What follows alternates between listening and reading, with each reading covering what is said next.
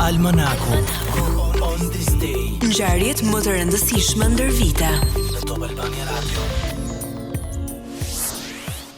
Në vitin 19 para erës son, në Jeruzalem, mbreti Herod përuron tempullin e restauruar, por ofendon hebrejnë duke vendosur një shqiponjë perandorake romake mbi hyrjen kryesore.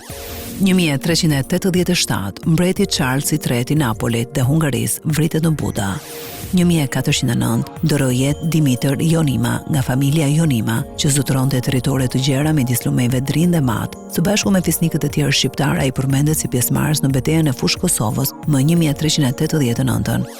1510, Papa Julius II çkishëron Republikën e Venedikut. Papa Julius II njihet për angazhimin e Michelangelos për të pikturuar tavanin e kapelës Sistine dhe për themelimin e gardës zvicerane për mbrojtjen e tij personale.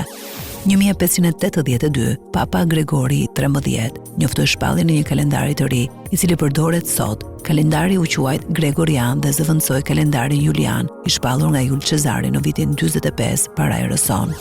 1852, shkrimtari rus Nikolaj Gogol, indikuar nga prifti fanatik Konstantinovski, djeg dorëshkrimin e vëllimit të dytë të romanit Shpirtrat të vdekur. Gogol ndoroi jetë 10 ditë më pas. 1917, Britania publikon letrën e Zimmermanit, një mesazh i shifruar dërguar nga Gjermania për ambasadorin e saj në Meksik, ku flitej për një aleancë të mundshme Gjermani-Meksik nëse SBA-ja hynte në luftën e parë botërore. 1917, shpërthen revolucioni rus. Ngjarjet që pasuan do të preknin të paktën gjysmën e botës dhe do të vinin gjysmën tjetër në pozita mbrojtëse. 1918, Estonia deklaron pavarësinë nga Rusia. 1920, në Gjermani themelohet Partia Naziste. 1924, Parlamenti grek e shpall vendin republik. 1945, kryeministri i Egjiptit Ahmad Mahir Pasha vritet me armëzjarri në një atentat në parlament, me njëherë pas leximit të një dekreti. 1946, Juan Perón zgjidhet presidenti i Argjentinës. 1991, lufta e Gjirit Persik, forcat e koalicionit ndërkombëtar hyjnë në Irak.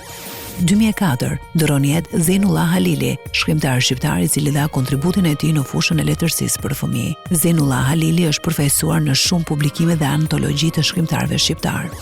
2008, Fidel Castro del në pension pas gati 50 vjetësh si president i Kubës, vendin e zë Raul Castro, vëllai i tij.